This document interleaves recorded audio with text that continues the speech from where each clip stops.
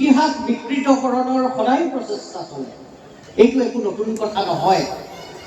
শাসনত যিসকল থাকে, শাসনত যিসকল থাকিব বিচাৰে, তেওঁলোকে বিভিন্ন ধৰণে ইতিহাসৰ তথ্যক বিকৃত কৰি বা বিভিন্ন সম্প্ৰদায়ৰ মাজত অশান্তি অসূয়া সৃষ্টি কৰি ক্ষমতাত সৃষ্টি থাকিব বিচাৰে। জনস্বাৰ্থ যেতিয়া তেওঁলোকে সুৰক্ষিত কৰিব নোৱাৰে, জনতাৰ সৰ্বজনৰ কল্যাণৰ কাৰণে কাম কৰিবলৈ যেতিয়া তেওঁলোক ব্যৰ্থ হয়, সামাজিক ন্যায় আৰু সমতাৰ পক্ষত যেতিয়া তেওঁলোক থিয় হ'বলৈ অক্ষম হয়, তেতিয়া বিভিন্ন সম্প্ৰদায়ৰ মাজত এনেকুৱা ধৰণৰ অশান্তি অসূয়া অবিশ্বাস সৃষ্টিৰ এটা নিৰন্তৰ প্ৰক্ৰিয়া চলি থাকে। এই প্ৰক্ৰিয়াৰ বিৰুদ্ধেও সমান্তৰালভাৱেই সজাগ সচেতন চিন্তাশীল মানুহৰ এটা সংগ্ৰাম চলি থাকে। গতিকে আমি মনত ৰখা উচিত যে ইতিহাস কেৱল শাসকে নিয়ন্ত্ৰণ নকৰে। ইতিহাসক নতুন গতি প্ৰদান কৰিবৰ কাৰণে, ইতিহাসক আলোকেৰে উদ্ভাসিত কৰিবৰ কাৰণে নিৰন্তৰ এক অন্য প্ৰচেষ্টাও চলি থাকে। আৰু এই প্ৰচেষ্টাক স্বীকৃতি দিয়াৰ উদ্দেশ্যেৰে আজি যি 4টা বঁটা প্ৰদান কৰা হ'ল, মই ভাবোঁ সেইটোৱে এই কথাই ইংগিত দিছে যে ইতিহাসে এটা জনগোষ্ঠীক যিমানেই বঞ্চনা কৰিবলৈ চেষ্টা নকৰক কিয়, সেই জনগোষ্ঠীক কিন্তু দমন কৰিব পৰা নাই। তেওঁলোকৰ চিন্তা চেতনা, উৎসাহ উদ্দীপনা আৰু সুস্থ সমাজ এখন নিৰ্মাণৰ কাৰণে তেওঁলোকে চলাই থকা অক্লান্ত সংগ্ৰামক তেওঁলোকে আগুৱাই নিয়াৰ যি প্ৰচেষ্টা, সেই প্ৰচেষ্টাৰ অংশ হিচাপেই আজি এই বঁটা প্ৰদান কৰা হৈছে। ডক্টৰ হীৰেণ গোহাঁই 4টাকৈ প্ৰদান কৰা হৈছে। ডক্টৰ হীৰেণ গোহাঁইক এই বঁটা প্ৰদান কৰা হৈছে। অক্ষয় কুমাৰ মিশ্ৰক এই বঁটা প্ৰদান কৰা হৈছে। ৰেজাউল কৰিমক এই বঁটা প্ৰদান কৰা হৈছে। ব্ৰহ্মপুত্ৰ ভেলী পাব্লিক স্কুলক, পাব্লিক চিভিল ছ'চাইটিক এই বঁটা প্ৰদান কৰা হৈছে। গতিকে মই আহ্বান জনাম যে বিভিন্ন পক্ষৰ পৰা যিমানেই প্ৰত্যাহ্বান নাহক কিয়, সেই প্ৰত্যাহ্বান ৰোধ কৰিবৰ কাৰণে আমি নিৰন্তৰ প্ৰচেষ্টা চলাই থাকিব লাগে। মহাত্মা গান্ধীয়ে এটা কথা কৈছিল, even if you are a minority of one, truth is truth. সংখ্যাত তুমি এজন হ'ব পাৰা, কিন্তু সত্য সদায় সত্যই। গতিকে মই আশা কৰিম যে অসম চৰ্চা পৰি সাহিত্য সভাই গান্ধীৰ এই যি বাণী, এই বাণী সাৰোগত কৰি সমাজৰ কল্যাণৰ কাৰণে, এই জনগোষ্ঠীটোৰ কল্যাণৰ কাৰণে আৰু বৃহত্তৰ সমাজত শান্তি সম্প্ৰীতি সৃষ্টি কৰিবৰ কাৰণে তেওঁলোকৰ যিটো প্ৰচেষ্টা, সেই প্ৰচেষ্টা অব্যাহত ৰাখিব। অসমীয়া জাতি বিভিন্ন সময়ত বিভিন্ন সংঘাতৰ মাজেৰে পাৰ হৈ আহিছে। ঔপনিৱেশিক কালত আটাইতকৈ যিটো ডাঙৰ প্ৰত্যাহ্বান আহিছিল, সেইটো হ'ল ভাষিক প্ৰত্যাহ্বান। অসমীয়া জাতি প্ৰধানতঃ এটা ভাষিক জাতি, এটা লিংগুইষ্টিক নেশ্যনেলিটি। ভাষাক লৈয়ে এই জাতিটো গঠন হৈছে, বা এই যিটো জাতীয় চেতনা বা জাতীয়তাবাদ, এই জাতীয়তাবাদৰ উত্থানৰ মূল কাৰণটো হ'ল ভাষা। ব্ৰিটিছসকল আহি প্ৰথম যিটো কাম কৰিলে, সেইটো কাম হ'ল স্থানীয় যিটো ভাষা, সেই ভাষাটোক উৎখাত কৰা হ'ল। 1837 চনৰ পৰা একেবাৰে 1873-74 চনলৈকে এই স্থানীয় যিটো ভাষা আছিল, আমাৰ অসমৰ থলুৱা মানুহৰ যিটো ভাষা আছিল, সেই ভাষাক বিতাড়িত কৰিলে। তাৰ বিৰুদ্ধে এই সময়ৰ অসমীয়া জাতীয়তাবাদৰ যিসকল আগশাৰীৰ নেতা আছিল, পৃষ্ঠপোষক আছিল, আনন্দৰাম ঢেকীয়াল ফুকনকে আদি কৰি তেওঁলোকে বিপুল সংগ্ৰাম কৰিবলগীয়া হৈছিল। 19বিংশ শতিকাৰ শেষৰ ফালে অসমীয়া উন্নতি সাধিনী সভা গঠন কৰিলে লক্ষ্মীনাথ বেজবৰুৱাকে আদি কৰি অসমীয়া ভাষা সংস্কৃতিৰ পুৰোধাসকলে। ইতিমধ্যে আব্দুল খালেক ডাঙৰীয়াই কৈ গৈছে যে যেতিয়া অখণ্ড ভাৰত আছিল ব্ৰিটিছৰ অধীনত, যেতিয়া অখণ্ড ভাৰত নহয়, ব্ৰিটিছসকলে যি ভাৰত নিৰ্মাণ কৰিছিল, আমাক যি ব্ৰিটিছ ইণ্ডিয়া বুলি কওঁ, সেই ব্ৰিটিছ ইণ্ডিয়াৰ অধীনত আছিল বংগ, আজিৰ বাংলাদেশ, পাকিস্তান সকলোবিলাকে আছিল। আৰু ব্ৰিটিছৰ নীতি আছিল শোষণ, প্ৰবঞ্চনা আৰু ৰাজহ সংগ্ৰহৰ কাৰণে তেওঁলোকে চলাই থকা অবিৰত প্ৰচেষ্টা। সেইটো থলুৱা মানুহৰ ওপৰত কৰিছিল, সেইটো অন্য অঞ্চলৰ পৰা শ্ৰমিক কৃষক আনি তেওঁলোককো তেওঁলোকৰ ওপৰতো উৎপীড়ন চলাইছিল। আজি যিটো সম্প্ৰদায়ৰ কথা আমি কৈছোঁ, বা আপোনালোক যিসকল আজি ইয়াত আছে, যিসকল সেই সম্প্ৰদায়ৰ অংশ, তেওঁলোকো ইতিহাসৰ দ্বাৰা কম পীড়িত এটা সম্প্ৰদায় নহয়। 1950ৰ দশকতে প্ৰসিদ্ধ সাংবাদিক সাহিত্যিক হোমেন বৰগোহাঁয়ে এটা গল্প লিখিছিল ইছমাইল শেখৰ সন্ধানত, আৰু সেই ইছমাইল শেখৰ সন্ধানত হোমেন বৰগোহাঁয়ে কৈছে যে এই আমি যিসকলক আজি বিভিন্ন ধৰণে তিৰস্কাৰ কৰিব খোজো, বা যিসকলে এটা বিশেষ ৰাজনৈতিকভাৱে পৰিচালিত দল সংগঠনে যি ধৰণে তিৰস্কাৰ কৰিব খোজে, সেই সম্প্ৰদায়টো ইতিহাসৰ দ্বাৰা কি ধৰণে পীড়িত হৈছিল। নিজৰ জন্মভূমিক সামন্তীয় জমিদাৰী ব্যৱস্থাৰ দ্বাৰা পীড়িত এই জনগোষ্ঠীৰ পূৰ্বজসকল ব্ৰিটিছৰ প্ৰৰোচনাত পৰি এই অঞ্চললৈ আহিছিল। কিন্তু আচৰিত কথা যে এনেকুৱা ধৰণে বহু জনগোষ্ঠী ইয়ালৈ আহিছে। অন্য জনগোষ্ঠী প্ৰধানতঃ ব্যৱসায় কৰিবলৈ আহিছিল, ইয়াত তেওঁলোকৰ সম্পদ আহৰণ কৰিবলৈ আহিছিল। এই পূৰ্ববংগীয় মুছলমানসকল তেওঁলোক আহিছিল সেই নিজৰ জন্মভূমিত পীড়িত হৈ, আৰু এই যিটো ব্ৰিটিছ সাম্ৰাজ্যবাদৰ চক্ৰান্তত পৰি তেওঁলোক ইয়ালৈ আহিল। ইয়াতেই তেওঁলোকৰ বসতি, এই তেওঁলোকৰ জন্মস্থান, এই তেওঁলোকৰ ভাষা, এই যিটো তেওঁলোকৰ আজিৰ সম্প্ৰদায়টোৰ যিসকল পূৰ্বজ, সেই কথাটো তেওঁলোকে বিশ্বাস কৰি এই মাটিকেই আপোন কৰি, ইয়াৰ ভাষাকেই আপোন কৰি, যিদৰে আহোমসকলে কৰিছিল, তেওঁলোকে মাটি, ভাষা, পানী, সংস্কৃতি সকলোকে আপোন কৰি ইয়াত স্থায়ীভাৱে বসবাস কৰিলে। বিভিন্ন অঞ্চলত অসমীয়া মাধ্যমৰ স্কুল প্ৰতিষ্ঠা কৰিলে।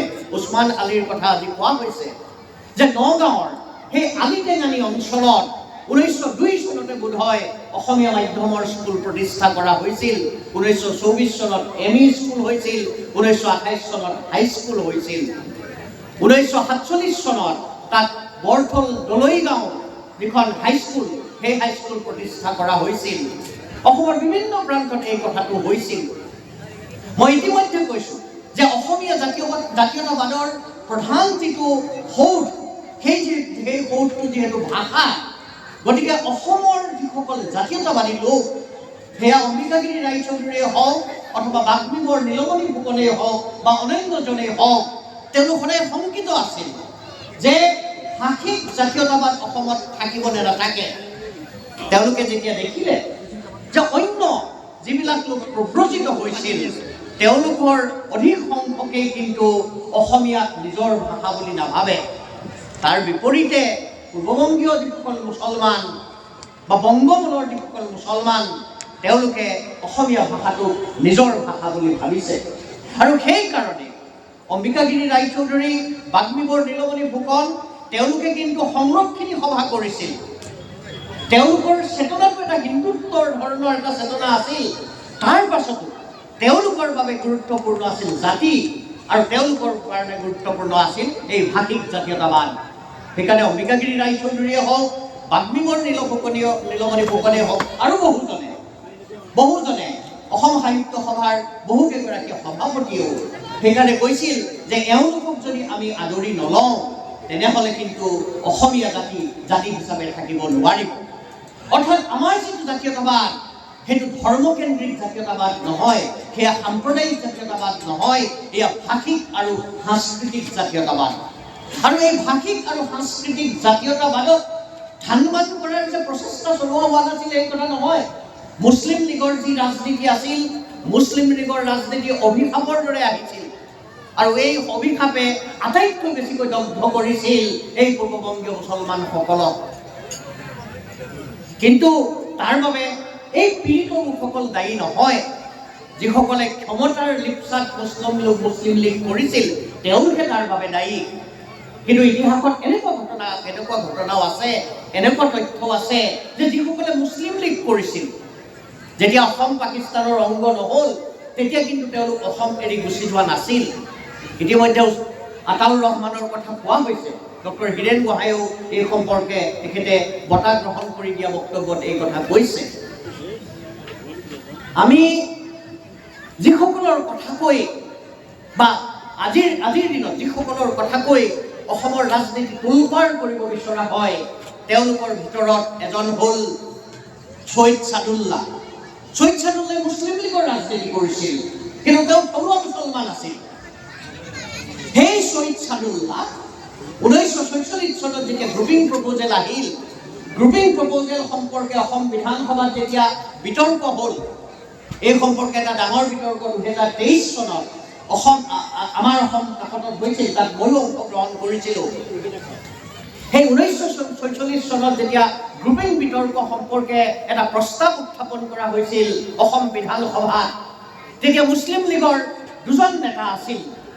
প্ৰধান নেতা বা দলপতি আছিল ছৈয়দ ছাদুল্লাহ, উপদলপতি আছিল ভাসানী, মৌলানা চাহাব।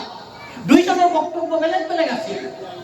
ছৈয়দ ছাদুল্লাহ আচলতে পাকে প্ৰকাৰান্তৰে গোপীনাথ বৰদলৈক সহায় কৰিছিল যে প্ৰস্তাৱটো পাৰ হৈ যাওক, আৰু এই কথাটো ক'লে এই কথাটো যেতিয়া কোৱা হয় তেতিয়া চাৰিওফালে হুলস্থুল লাগে। আৰু মই তথ্য সহকাৰে দেখাইছিল যে সেই সময়ত কংগ্ৰেছৰ মেজৰিটি আছিল, গোপীনাথ বৰদলৈৰ নেতৃত্ব দিয়া দলটোৰ মেজৰিটি আছিল, কিন্তু দলপতি হিচাপে যেতিয়া ছৈয়দ ছাদুল্লাহে ভাষণ দিছিল তেতিয়া কিন্তু সেই প্ৰস্তাৱত ভোট হ'ব লাগে বুলি তেওঁ কোৱা নাছিল। অৰ্থাৎ তেওঁ বিচাৰিছিল যে সৰ্বসন্মতভাৱে এই প্ৰস্তাৱ পাছ কৰা হওক বা পাৰিত কৰা হওক। মই ভাবোঁ এইটো এটা অত্যন্ত গুৰুত্বপূৰ্ণ কথা আছিল। কেৱল সেয়ে নহয়, ছৈয়দ ছাদুল্লাহ যিজনে মুছলিম লীগৰ ৰাজনীতি কৰিছিল, জিন্নাৰ সহযোগী আছিল, তেওঁ কেৱল অসম বিধানসভাত দুবাৰ এই যে ভাৰতীয় সংবিধান সভালৈ যে সদস্য নিৰ্বাচন কৰিব লাগে তাৰ কাৰণে দুবাৰ ভোট হৈছে। প্ৰথমবাৰ ভোট হ'ল গ্ৰুপিং প্ৰপ'জেল বিতৰ্ক চলি থকাৰ সময়ত। সেই সময়ত দুই ধৰণৰ প্ৰতিনিধি নিৰ্বাচন কৰা হৈছিল, এটা হ'ল জেনেৰেল যিসকল মেম্বাৰ্ছ তাৰ কাৰণে, আৰু মুছলিমৰ প্ৰতিনিধি, তিনিজন মুছলিমৰ প্ৰতিনিধি নিৰ্বাচন কৰা হৈছিল, আৰু 7জন বোধহয় সাধাৰণ জেনেৰেল কেণ্ডিডেটছ নিৰ্বাচন কৰা হৈছিল। সেই যিবাৰ প্ৰথম ভোট হৈছিল সেইবাৰ ছৈয়দ ছাদুল্লাহ মুছলিম যিটো ভোট আছিল তাৰ প্ৰতিনিধি হিচাপে তেওঁ নিৰ্বাচিত হৈছিল। যেতিয়া গ্ৰুপিং প্ৰপ'জেল পাৰ হৈ গ'ল, গ্ৰুপিং প্ৰপ'জেল নাকচ হ'ল। আৰু গ্ৰুপিং প্ৰপ'জেল কেৱল যে গোপীনাথ বৰদলৈৰ কাৰণে নাকচ হৈছে তেনেকুৱা কথা নহয়, মুছলিম লীগেতো এইটো তেওঁলোকে এইটো গ্ৰহণ নকৰিলে। তেওঁলোকে দেখিলে তাৰ দ্বাৰা তেওঁলোকৰ স্বাৰ্থ সুৰক্ষিত নহয়। গতিকে তাৰ পাছত যেতিয়া বিধানসভাত আকৌ বিতৰ্ক হ'ল, আকৌ নিৰ্বাচন কৰিবলগীয়া হ'ল, সেইবাৰ কিন্তু ছৈয়দ ছাদুল্লাহ জেনেৰেল ৰিপ্ৰেজেণ্টেটিভ হিচাপে, জেনেৰেল মেম্বাৰ হিচাপে সংবিধান সভালৈ নিৰ্বাচিত হ'ল। কেৱল মৌলানা ভাসানী পাকিস্তান সংবিধান সভালৈ নিৰ্বাচিত হ'ল, আৰু ছৈয়দ ছাদুল্লাহ ভাৰতীয় সংবিধান সভালৈ নিৰ্বাচিত হ'ল। কেৱল সেই নহয় যে ভাৰতীয় সংবিধান সভালৈ নিৰ্বাচিত হোৱাৰ পাছত ছৈয়দ ছাদুল্লাহ সংবিধানৰ খচৰা কমিটিৰ সদস্য নিৰ্বাচন কৰা হ'ল। এইটো অত্যন্ত গুৰুত্বপূৰ্ণ কথা। যিটো ড্ৰাফটিং কমিটিৰ মাত্ৰ কেইজনমান সদস্য, সেই কেইজনমান সদস্যৰ ভিতৰত এজন আছিল ছৈয়দ ছাদুল্লাহ। ছৈয়দ ছাদুল্লাহ কোনে সদস্য নিৰ্বাচন কৰিলে সেইটো এটা গুৰুত্বপূৰ্ণ কথা। ছৈয়দ ছাদুল্লাহ তেওঁৰ মেৰিট আছিল, তেওঁৰ দক্ষতা আছিল। অসমৰ ৰাজনীতিৰ সেই সময়ৰ সুদীৰ্ঘ কালৰ যিগৰাকী আটাইতকৈ দক্ষ প্ৰশাসক আছিল তেওঁ আছিল ছৈয়দ ছাদুল্লাহ। এতিয়া ছৈয়দ ছাদুল্লাহ নিৰ্বাচন কৰা হ'ল সংবিধান সভালৈ, তাৰপিছত তেওঁক ড্ৰাফটিং কমিটিলৈ এজন মেম্বাৰ হিচাপে বা খচৰা কমিটিলৈ এজন সদস্য হিচাপে নিৰ্বাচন কৰা হ'ল। সেই খবৰটো কোনে দিছিল? তেওঁক সেই খবৰটো প্ৰথমে দিছিল গোপীনাথ বৰদলৈ আৰু ৰোহিণী চৌধুৰীয়ে। এইবিলাক ইতিহাসত লিপিবদ্ধ কথা, আৰু এই কথাবিলাক আমি সাধাৰণতে নকওঁ। 1947 চনত ভাৰতবৰ্ষই স্বাধীনতা লাভ কৰিলে, তাৰ আগেই অসম বিধানসভাত যিবিলাক বাজেট উত্থাপন হৈছিল, আৰু ছৈয়দ ছাদুল্লাহ সুদীৰ্ঘ সময় অসম চৰকাৰৰ মানে সেই সময়তো প্ৰধানমন্ত্ৰী বুলি কৈছিল প্ৰাদেশিক চৰকাৰৰ, তেওঁ বিত্তমন্ত্ৰীও আছিল। আৰু বিত্তমন্ত্ৰী থাকোঁতে তেওঁ বাৰে বাৰে কৈছিল যে কেন্দ্ৰই প্ৰদেশবিলাকক যিমান ধন দিব লাগে, পুঁজি দিব লাগে, ৰাজহ দিব লাগে, সেইটো দিয়া নাই। তেওঁলোকৰ যিটো ব্যৱস্থা, সেইটো ব্যৱস্থা শুদ্ধ ব্যৱস্থা নহয়। তাৰ দ্বাৰা প্ৰদেশবিলাক সাংঘাতিক ধৰণে প্ৰতাৰিত হৈছে, তেওঁলোক বঞ্চিত হৈছে। সাদুল্লাহ চৰকাৰৰ পতন হ'ল। তাৰ পাছত আহিলে কংগ্ৰেছৰ চৰকাৰ ৪৬ চনত বিধানসভাৰ পাছত, মোৰ যদি ভুল হোৱা নাই, বিষ্ণুৰাম মেধি অসমৰ বিত্তমন্ত্ৰী হ'ল। আৰু বিত্তমন্ত্ৰী হোৱাৰ পাছত প্ৰথম যিখন তেওঁ বাজেট উত্থাপন কৰিছিল, সেই বাজেটখন বেছি অংশ এই সাদুল্লাহ চৰকাৰে তৈয়াৰ কৰা বাজেট। আৰু বিষ্ণুৰাম মেধিয়ে এই কথাটো কৈছিল যে সাদুল্লাই এই সময়ত আমাৰ যে ৰাজহ কম, আমাক যে কেন্দ্ৰই প্ৰবঞ্চনা কৰিছে, এই কথাটো কিন্তু সাদুল্লাহ চাহাবে যি ধৰণে কৈছে, আমিও সেই একেই কথাকে ক'ব বিচাৰোঁ। ৪৭ চনত স্বাধীনতা হ'ল। স্বাধীনতাৰ পাছত এই প্ৰশ্নটো যেতিয়া আহিল, তেতিয়া জৱাহৰলাল নেহৰুৱে পৰামৰ্শ দিলে বা তেওঁলোকে অসম চৰকাৰক ক'লে যে তোমালোকে এটা টোকা বনোৱা, ইউ প্ৰিপেয়াৰ মেমৰেণ্ডাম, কেন্দ্ৰীয় চৰকাৰক দিয়া যে তোমালোকক বঞ্চনা কৰা হৈছে। জৱাহৰলাল নেহৰুৱে এই কথাও লগতে ক'লে, এই যেতিয়া মেমৰেণ্ডাম বনাবা তোমালোকে সাদুল্লাহ সুধিবা, কাৰণ অসমৰ অৰ্থনীতিৰ কথাটো আটাইতকৈ বেছিকৈ ভালকৈ বুজি পোৱা মানুহৰ ভিতৰতে এজন হ'ল চৈয়দ সাদুল্লাহ। এইবিলাক ইতিহাসত লিপিবদ্ধ কথা। অসম বিধানসভাত মুছলিম লীগ তেওঁ মানে ডিজল্ভ কৰিছে, সেইটো অসম বিধানসভাত বিবৃতি দি চৈয়দ সাদুল্লাই সেইটো মানে আপোনাৰ ডিজল্ভ কৰিছে দলটো। কেৱল সেয়ে নহয়, 1950 চনৰ 15 আগষ্টৰ যিটো ভূমিকম্প হ'ল, তাৰ ঠিক আগে আগে মৃত্যু হৈছে গোপীনাথ বৰদলৈ। কেইদিনমানৰ আগতে মুখ্যমন্ত্ৰীৰ আসনত বহিছে বিষ্ণুৰাম মেধি। এটা ভয়ংকৰ প্ৰলয়ংকাৰী ভূমিকম্প। আৰু স্বাধীনতা, আমাৰ সংবিধান গ্ৰহণ হৈছে, সংবিধান বলবৎ হৈছে 1950 চনৰ 26 জানুৱাৰী তাৰিখে। সংবিধান বলবৎ হোৱাৰ পাছত বা গণৰাজ্য প্ৰতিষ্ঠা হোৱাৰ পাছত প্ৰথমবাৰৰ কাৰণে ভাৰতবৰ্ষই স্বাধীনতা পালন কৰিব। অসমৰ কাৰণে দুৰ্যোগ নামি আহিছে। 1, গোপীনাথ বৰদলৈৰ মৃত্যু হৈছে। 2, সেই ভূমিকম্প হৈছে। সেই প্ৰলয়ংকাৰী ভূমিকম্প হোৱাৰ পাছত ছেপ্টেম্বৰ মাহত যেতিয়া অসম বিধানসভাৰ অধিৱেশন হৈছে, তাত বিষ্ণুৰাম মেধিয়ে এটা বিতং তথ্য সম্বলিত এটা বিবৃতি দিছে।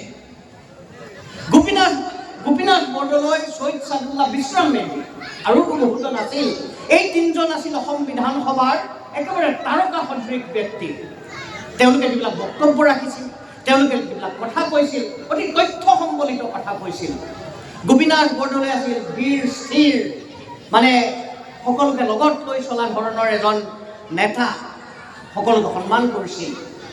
চৈয়দ সাদুল্লাহ আৰু বিষ্ণুৰাম মেধি আছিল বিপৰীত প্ৰকৃতিৰ। তেওঁলোক সাংঘাতিক তথ্য আছিল হাতত আৰু খুব উষ্মৰে কথা কৈছিল। গতিকে বিষ্ণুৰাম মেধি আৰু চৈয়দ সাদুল্লাহৰ মাজত সাধাৰণতে খুব বেছিকৈ তৰ্ক বিতৰ্ক হৈছিল। কিন্তু 1950 চনত যেতিয়া ভূমিকম্প হ'ল, ভূমিকম্প হোৱাৰ পাছত এই যে মই ক'লো ছেপ্টেম্বৰ মাহত বিধানসভাৰ অধিৱেশন বহিল, সেই বিধানসভাত যেতিয়া বিবৃতি দিলে, সুদীৰ্ঘ বিবৃতি, আৰু মই ভাবোঁ এই বিবৃতি আমি সকলোৱে পঢ়িব লাগে, ইমান তথ্য সম্বলিত বিবৃতি। সেইদিনা বিৰোধী দলৰ দলপতি চৈয়দ সাদুল্লাই ক'লে যে মই আজি মোৰ জীৱনৰ আটাইতকৈ চুটি বক্তব্যটো দিম বা চুটি ভাষণটো দিম। মোৰ ক'ব লগা একো নাই, মোৰ পৰামৰ্শ দিব লগাও একো নাই। অসম চৰকাৰৰ মুখ্যমন্ত্ৰীয়ে আমাৰ সন্মুখত যিটো প্ৰস্তাৱ উপস্থাপন কৰিলে, মই অন্তঃকৰণেৰে হৃদয়ৰ পৰা তাক সমৰ্থন কৰিছোঁ, প্ৰতিশ্ৰুতি দিছোঁ যে চৰকাৰৰ নিশ্চয় নহয়, মই যিমান সহযোগিতা কৰিব লাগে কৰিম। এইবিলাক ইতিহাসৰ কথা। এই যিবিলাক ইতিহাসৰ কথা, এই কথাবিলাক আমাক কোনেও নকয়। এইটো কথাও হ'ব পাৰে যে আমি ইতিহাস যি ধৰণে সংখ্যা লঘু ভাষিক গোষ্ঠীয়ে অসমীয়াক নিজৰ ভাষা বা চৰকাৰী ভাষা কৰিব লাগে বুলি নকয়, তেতিয়ালৈকে আমি এইটো ভাষা চৰকাৰী ভাষা কৰিব নালাগে। সেইটো হুলস্থুল হৈছে। আৰু সেইটো সময়ত অসমীয়া ভাষা তেওঁ বিবৃতিৰ পাছত সলাইছে বা তেওঁ সেই সম্পৰ্কে বহুত আলোচনা কৰিছে। সেই সময়ত অসমীয়া ভাষা যে চৰকাৰী ভাষা হ'ব লাগে সেই কথাটো আটাইতকৈ মানে একেবাৰে অন্তঃকৰণে সমৰ্থন কৰাবিলাকৰ ভিতৰত জৱাহৰলাল নেহেৰু আছিল। এতিয়া নেহেৰুৰ কথা ক'লেইতো আমি ভাবোঁ নেহেৰু অসমৰ বৈৰী, নেহেৰু অসমৰ শত্ৰুতা কৰে, সেইবিলাক সঁচা কথা নহয়। মুখ্যমন্ত্ৰীবিলাকে প্ৰধানমন্ত্ৰীলৈ যিবিলাক চিঠি পত্ৰ দিয়ে তাৰ এটা ফাইল থাকে, লিখা আছে correspondence with the prime minister. Gopinath Bordoloi প্ৰধানমন্ত্ৰী নেহেৰুৰ লগত চিঠি পত্ৰৰ যিটো ফাইল সেইটো আৰ্কাইভছত আছে, সেই ফাইলটোত লিখা আছে কৰেছপণ্ডেঞ্চ উইথ পণ্ডিতজী। ইতিমধ্যে আপোনালোকে চাব যে 1947 চৰকাৰ গঠন কৰিব নোৱাৰাৰ কাৰণে, 46 চনৰ গ্ৰুপিং প্ৰপ'জেলৰ সময়ত নেহেৰুৰ ভূমিকাৰ কাৰণে, অথবা এই ৰিফিউজি শৰণাৰ্থীসকল আহিছে সেই প্ৰশ্নটোৰ কাৰণে গোপীনাথ বৰদলৈ অথবা জৱাহৰলাল নেহেৰুৰ মাজত বাক বিতণ্ডা হৈছে, তৰ্কাতৰ্কি হৈছে, মতান্তৰ ঘটিছে, কিন্তু মনান্তৰ হোৱা নাছিল। এই যে বিশেষ ফাইলটোৰ কথা কোৱা কৈছোঁ, সেই ফাইলটোত লিখা আছিল কৰেছপণ্ডেঞ্চ উইথ পণ্ডিতজী। মই খুলি চালোঁ কিয় এই কথাটো লিখিলে কৰেছপণ্ডেঞ্চ উইথ পণ্ডিতজী। সেই চিঠিখনত লিখিছে গোপীনাথ বৰদলৈয়ে যে আপুনি আমাক যি বুলিয়ে নামাতক কিয়, মই কিন্তু আপোনাক পণ্ডিতজী বুলি ক'ম। আপুনি আমাৰ হৃদয়ত এনে এখন উচ্চ আসন লাভ কৰি আছে যে মই আৰু আপোনাক প্ৰাইম মিনিষ্টাৰ বুলি নকওঁ, পণ্ডিতজী বুলি ক'ম। আজি যিসকলে নেহেৰুক তুচ্ছতা চিহ্ন কৰে, বহু ইতিহাসবিদো আছে, সেইসকলে কিন্তু এই কথাটো স্বীকাৰ নকৰে বা এই তথ্যবিলাকলৈ নাচায়। বিমলা প্ৰসাদ চলিহাৰ সময়তো যেতিয়া এনেকুৱা এটা পৰিস্থিতি হৈছে, সেই সময়ত বিমলা প্ৰসাদ চলিহা যথেষ্ট অসুস্থ। সেই সময়ত এক অৰ্থত মুখ্যমন্ত্ৰীৰ প্ৰায়বিলাক দায়িত্ব চম্ভালিব লগা হৈছিল ফখৰুদ্দিন আলী আহমেদে। আৰু ফখৰুদ্দিন আলী আহমেদেও এই স্থিতি লৈছিল যে অসমীয়া ভাষাই চৰকাৰী ভাষা হ'ব লাগে। আৰু নেহেৰুৱে এই ক্ষেত্ৰত যথেষ্ট সহায় কৰিছিল। লাল বাহাদুৰ শাস্ত্ৰীৰ লগত মিটিং হৈছিল, তেতিয়া হোম মিনিষ্টাৰ আছিল তেখেত। জৱাহৰলাল নেহেৰুৰ লগত মিটিং হৈছিল পাৰ্বত্য অঞ্চলৰ যিসকল নেতা, যিসকলে বিৰোধিতা কৰিছিল, অথবা শিলচৰ মানে এই কাছাৰৰ যিটো সংগ্ৰাম পৰিষদ আছিল তেওঁলোকৰ লগত মিটিং হৈছিল। তেওঁলোকক নেহেৰুৱে বুজাইছিল, লাল বাহাদুৰ শাস্ত্ৰীয়ে বুজাইছিল যে আমি এই কথাটো বিশ্বাসেই কৰোঁ যে আমাৰ নেশ্যনেল লেংগুৱেজ এটা নহয়, বহুত নেশ্যনেল লেংগুৱেজ হ'ব। গতিকে প্ৰদেশ হিচাপে অসমৰ ভাষা অসমীয়া, অসমৰ চৰকাৰী ভাষা অসমীয়া হ'ব লাগে। এই যিবিলাক কথা, আৰু এই সংকটৰ সময়তো অসমীয়া ভাষা, এই যে ভাষিক যিটো আমাৰ শংকা, সেই শংকা দূৰীকৰণৰ ক্ষেত্ৰত আটাইতকৈ গুৰুত্বপূৰ্ণ ভূমিকা পালন কৰিছিল এই বংগমূলীয় বা পূৰ্ববংগীয় মূলৰ মুছলমানসকলে। এইবিলাক ইতিহাসৰ কথা, এইবিলাক কথা আমি অস্বীকাৰ কৰিব নোৱাৰোঁ। অসম আন্দোলনৰ কথা কওঁতেও আমি বৰ খণ্ডিত ৰূপত কওঁ। এই কথাটো আপোনালোকে মনত ৰাখিব যে অসম আন্দোলনে কেৱল যে পূৰ্ববংগীয় মুছলমানক লক্ষ্য কৰিছিল তেনেকুৱা নহয়, কমিউনিষ্টবিলাকৰ ওপৰতো একেধৰণৰ এটা উৎপীড়ন চলিছিল। আপোনাৰ ডক্টৰ হীৰেণ গোহাঁইৰ আত্মজীৱনী ইমান তিতা সাগৰৰ পানী, তাত এটা বিশেষ প্ৰবন্ধ অধ্যায় আছে অসম আন্দোলনৰ ওপৰত। অসম আন্দোলনৰ বিষয়ে তেওঁ লিখিছে, তাত বিস্তৰভাৱে লিখিছে যে কমিউনিষ্টৰ ওপৰত কেনেকুৱা ধৰণৰ উৎপীড়ন হৈছে। আৰু আজি যেতিয়া আমাৰ ৰাজনীতিৰ এটা পৰিৱৰ্তন হৈছে, সেই সময়তো কিন্তু সমান্তৰালভাৱে এটা সম্প্ৰদায় আৰু এটা মতাদৰ্শ নিৰন্তৰ আক্ৰমণ কৰি থকা হৈছে। গতিকে আমি এই কথাবিলাক মনত ৰখা উচিত, যে আমি বুজি পোৱা উচিত যে এই ধৰণৰ ঘটনা পৰিঘটনা ইতিহাসত সদায় চলি থাকে। অসম আন্দোলনে বহু ক্ষতি কৰিলে, কিন্তু অসম চুক্তিয়ে আমাৰ কিছু উপকাৰ কৰিলে। মই 1988 চনত মেট্ৰিক পাছ কৰিছিলোঁ, হাইস্কুল শিক্ষান্ত পৰীক্ষাত উত্তীৰ্ণ হৈছিলোঁ। বোধহয় আমি অতি ভাগ্যৱান আছিলোঁ, কাৰণ অসম আন্দোলনৰ ধুমুহা ইতিমধ্যে পাৰ হৈ গৈছে। আৰু সেইকাৰণে আমি যিসকলে পঢ়িব আহিছোঁ, কটন কলেজত পঢ়িব আহিছিলোঁ, আমি কিছু ভাগ্যৱান আছিলোঁ এই অৰ্থত যে এটা অশান্ত পৰিস্থিতি পাৰ হৈ কিছু শান্তিৰ বাতাবৰণ অসমলৈ আহিছে।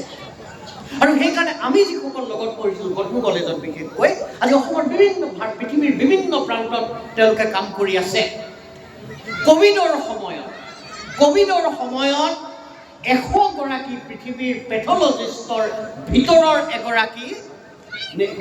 এগৰাকী যিগৰাকী মানে চিনাক্ত কৰা হৈছিল বা তেওঁৰ নাম আহিছিল তেওঁৰ নাম ৰিফাত মান্নান।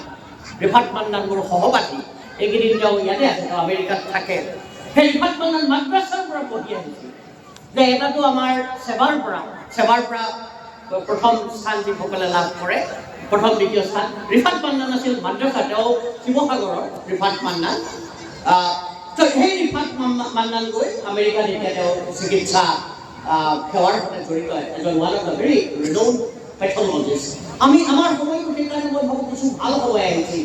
তাৰপাছত 1990 চনৰ পৰা আলফাৰ ধুমুহা আহিল, আৰু বহু ঘটনা দেখিলোঁ।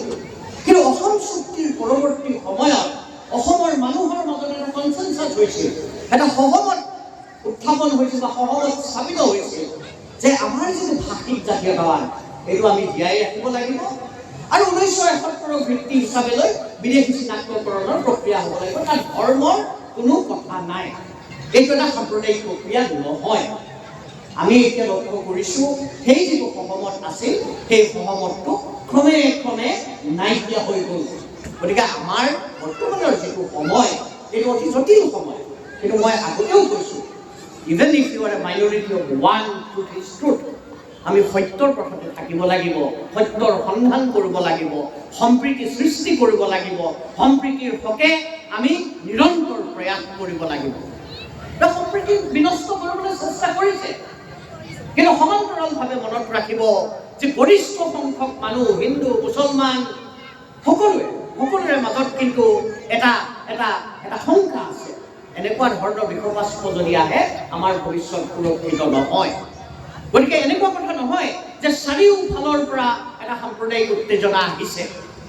আচলতে মইতো বিশ্ববিদ্যালয়ত শিক্ষকতা কৰোঁ, ছাত্ৰ ছাত্ৰীসকলক কথা পাতোঁ, তেওঁলোকৰ লগত নৱ প্ৰজন্মৰ সৈতে মোৰ খুব আন্তৰিক সম্পৰ্ক, ওতঃপ্ৰোত সম্পৰ্ক। তেওঁলোকৰ লগত যেতিয়া কথা পাতোঁ আৰু তেওঁলোকে যেতিয়া ভৱিষ্যতৰ বিষয়ে চিন্তা কৰে, তেওঁলোকৰ মাজত কিন্তু এই সাম্প্ৰদায়িক চেতনাটো নাই। গতিকে এই কথাটো আমি সকলোৱে মনত ৰখা উচিত। ৰাজনীতি চলি থাকিব, চৰকাৰ আহিব যাব, সমাজখন থাকিব লাগিব, মানুহ থাকিব লাগিব, প্ৰকৃতি থাকিব লাগিব, সাহিত্য থাকিব লাগিব, ভাষা থাকিব লাগিব, সংস্কৃতি থাকিব লাগিব।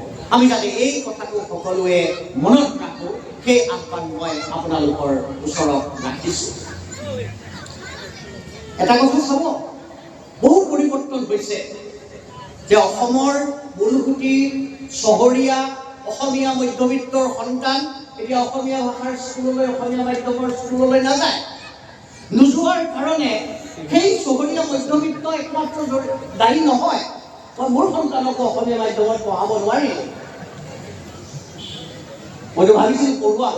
9 বছৰ ধৰি মোৰ পত্নীয়ে অসম জাতীয় বিদ্যালয়ত শিক্ষকতা কৰিলে, কিন্তু জালুকবাৰী নুনমাটিৰ মাজত যাত্ৰাৰ যিটো উৎপীড়ন, চাকৰিয়ে বাদ দিব লগা হ'ল। এই যিটো ব্যক্তিগতকৰণ, শিক্ষাৰ যিটো ব্যক্তিগতকৰণ প্ৰক্ৰিয়া চলিছে আৰু বিশ্ব নাগৰিক হোৱাৰ যিটো বাসনা চলিছে, তাৰ ফলত চহৰীয়া মধ্যবিত্তই, এতিয়াতো গ্ৰাম্যাঞ্চললৈকো গৈছে, যে নিজৰ সতি সন্ততিক ইংৰাজী মাধ্যমৰ স্কুললৈ পঠাইছে।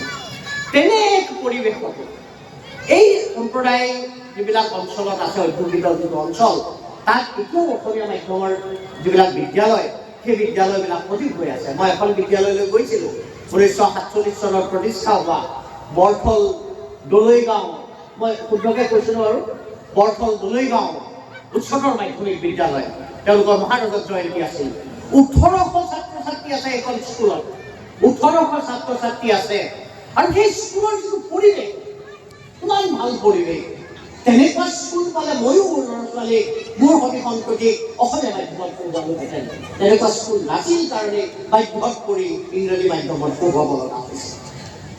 গতিকে এইবিলাক কথা লাহে লাহে এই কথাটো এই সম্প্ৰদায়ৰ বা এই অঞ্চললৈকে আহিব, সেইটো আমি বাধা দি ৰাখিব হয়তো নোৱাৰিম। কিন্তু আমাৰ যিটো মই যিটো ক'লোঁ, ভাষাই আমাৰ জাতিৰ সম্পদ বা জাতিৰ আধাৰ, এই কথাটো কিন্তু আমি সকলোৱে উপলব্ধি কৰা উচিত। এই জাতিৰ হাতত বেছি সম্পত্তি নাই, বেছি সম্পদ নাই। যি প্ৰাকৃতিক সম্পদ আছে, সেই সম্পদৰ ওপৰতো বিভিন্ন ধৰণৰ উৎপীড়ন চলিছে। সেই বৰথল দলৈগাঁও বিদ্যালয়ৰ সেইদিনা যেতিয়া মুকলি সভাত এটা আলোচনা চক্ৰত মই ভাষণ দিছিলোঁ, মোৰ কাৰণে সেইটো এটা অতি দুখ লগা ধৰণৰ অভিজ্ঞতা আছিল। তাত হাজাৰ হাজাৰ মানুহ বহি আছিল, ইয়াত আজি মানুহ কম, তাত প্ৰায় 1000 মানুহ বহি আছিল। আৰু যিসকলে অনুষ্ঠানটো পৰিচালনা কৰিছিল তেওঁলোকে আৱেগিকভাৱে কৈছিল যে মই অসমীয়া হ'ব বিচাৰোঁ, মই অসমীয়া হয়, জনমে মৰণে জীৱনে মৰণে মই অসমীয়া, কিন্তু মোক অসমীয়া বুলি স্বীকৃতি দিব নিবিচাৰে। তেওঁলোকে থিয় হৈ কৈছিল যে আপোনালোকে কওক, 1000 মানুহ থিয় হৈ চিঞৰি চিঞৰি কৈছিল অহা লোকপ্ৰিয়লত আপোনালোকে মাতৃভাষা কি বুলি ক'ব? সকলোৱে চিঞৰিছিল অসমীয়া অসমীয়া অসমীয়া। এই অৰ্থত দায়িত্বাভিমানী হোৱা হ'লে মই কথাটো ভাল পালোহেঁতেন, মই কথাটো বেয়া পোৱা নাই। মই ভাবোঁ চৰ চাপৰি সাহিত্য সভাইও সেই কথাটো কামটো কৰা উচিত।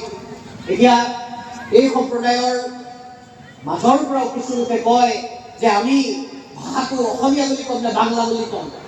মিয়া কবিতা লৈতো এক ধৰণৰ বিতৰ্ক হৈয়ে গ'ল। কিন্তু এই যে হাজাৰ হাজাৰ মানুহে বুকুত হাত থৈ ক'ব লগা হৈছে মই অসমীয়া মই অসমীয়া, সেইটো বৰ শুভ লক্ষণ নহয়। মোৰ বুকুত একুৰা জুই জ্বলিছিল এই কাৰণে যে ময়ো তেনেকুৱা অভিজ্ঞতাৰ সন্মুখীন হৈছোঁ। দিল্লীত পঢ়িবলৈ গ'লো, বহাগৰ বতৰ, ইউনিভাৰ্চিটিৰ পৰীক্ষা, বিশ্ববিদ্যালয়ত থাকিব লগা হৈছে, বিশ্ববিদ্যালয়ৰ আৱাসত আছোঁ। সেই চাৰিওফালে কুলিৰ মাত। দিল্লীৰ মানুহৰ বাবে কুলিৰ মাতৰ কি গুৰুত্ব আছে? কিন্তু কুলিয়ে যেতিয়া মাতিছিল, বহাগ বিহুৰ সময়ত যেতিয়া মই ঘৰলৈ আহিব পৰা নাই, তেতিয়া মোৰো বুকুত একুৰা জুই জ্বলিছিল। মোৰ সহপাঠী এজনে আহি সুধিলে, মই পাইচাৰী কৰি আছোঁ, সহপাঠী এজনে আহি সুধিলে যে তোৰ কি হৈছে? মই ক'লো বিহু, মই বিহুত ঘৰলৈ যাব পৰা নাই। তেওঁ ইংৰাজীতে সুধিলে বিহু আমি কি বুলি কওঁ? বিহু অসমৰ জাতীয় উৎসৱ। মই একেবাৰে আক্ষৰিক অৰ্থত অনুবাদ কৰি দিলোঁ। Bihu is our national festival. মই ক'বলৈহে পালোঁ, তেওঁ মোক একেবাৰে আক্ৰমণ কৰিবলৈ ধৰিলে যে তই নিশ্চয় বিচ্ছিন্নতাবাদী, কাৰণ তই বিহু জাতীয় উৎসৱ বুলি কৈছ। There are only 2 national festivals, Republic Day and the Independence Day. আৰু এতিয়া যদি বিহু জাতীয় উৎসৱ বুলি কওঁ, মোক পাৰিলে এটা সংগঠনৰ সদস্য বুলি তেওঁলোকে ঘোষণাই কৰি দিলে। অৰ্থাৎ এই যিবিলাক কথা, এই পীড়া কেনেকুৱা, সেই পীড়া আমি কিন্তু সকলোৱে বাহিৰলৈ যেতিয়া গৈছোঁ, আমি বিভিন্নজনে বিভিন্ন সন্ধিক্ষণত এই ধৰণৰ পীড়া অনুভৱ কৰিছোঁ। গতিকে আমি নিজেই যেতিয়া বিভিন্ন সন্ধিক্ষণত বিভিন্ন মুহূৰ্তত এনেকুৱা পীড়াৰ সন্মুখীন হওঁ, আমি কিয় সংবেদনশীল নহওঁ যে আমাৰ চৌপাশে থকা বহুজনো নিৰন্তৰ নিতৌ এনেকুৱা ধৰণৰ পীড়াৰ সন্মুখীন হৈছে। যে মই আহ্বান জনাম যে এইবিলাক চলি থাকিব। তাৰ মাজৰ পৰাও এই সম্প্ৰদায়ৰ পৰা কেনেকুৱা ধৰণৰ তীক্ষ্ণী ছাত্ৰ ছাত্ৰী ওলাইছে। মৰিগাঁৱৰ ঘোঁৰাবান্ধা অঞ্চলৰ এজন ছাত্ৰ আতাহাৰ হুছেইন 1983 চনত নেলিত হত্যাকাণ্ড হৈছিল, সেই অঞ্চলতো হত্যাকাণ্ড হৈছিল। আতাহাৰৰ ককাকে ঘোষণা কৰিলে যে মইতো অসমলৈ বহুত আগতে আহিছোঁ, মই নাযাওঁ কলৈ। গাঁৱৰ মানুহ ভাগি গ'ল, ওলাই গ'ল। তেওঁলোক যেতিয়া ঘূৰি আহিল, তেওঁলোকে ককাকৰ মৃতৰ দেহ পালে। সেই আতাহাৰে 1989 চনত 1989 তেওঁ ষ্টেণ্ড কৰিলে, ফ'ৰ্থ পজিশ্যন পালে। সেই আতাহাৰ আজি ইণ্ডিয়ান ৰেভিনিউ ছাৰ্ভিচত, আৰু আতাহাৰে ৰেভিনিউ ছাৰ্ভিচ ডিক্লেয়াৰ কৰিলে তেওঁৰ বিষয়টো আছিল অসমীয়া আৰু তেওঁ মেথমেটিক্স, তেওঁ গণিতৰ ছাত্ৰ। গতিকে এইবিলাক আমি সকলোৱে দেখি থকা কথা। আমাৰ দায়িত্ব হ'ল এই যিবিলাক ইতিবাচক কথা আছে, গঠনমূলক কথা আছে, এই কথাবিলাকক যাতে আমি নিৰন্তৰ আগবঢ়াই লৈ গৈ থাকোঁ। প্ৰত্যেক সময়ে সমাজতে, প্ৰত্যেক সম্প্ৰদায়ৰ মাজতেই পশ্চাদগামী শক্তি আছে। মই নিজেই যিটো অঞ্চলৰ পৰা আহিছোঁ তাতো মই দেখিছোঁ বৰ্ণবাদৰ সাংঘাতিক ধৰণৰ প্ৰভাৱ আছে। আমাৰ মাজত বৰ্ণবাদী চেতনা আছে। মোৰ গাঁৱতো দেখিছোঁ, ঘৰতো দেখিছোঁ এটা বৰ্ণবাদী চেতনা আছে, লিংগবাদী চেতনা আছে। ঠিক সেইধৰণে পূৰ্ববংগী মুছলমানৰ মাজতো আছে এই মাতব্বৰ সকল। তেওঁলোকে আগবাঢ়িব দিব নোখোজে, তেওঁলোকে মহিলাসকলৰ উন্নতি হোৱাটো নিবিচাৰে।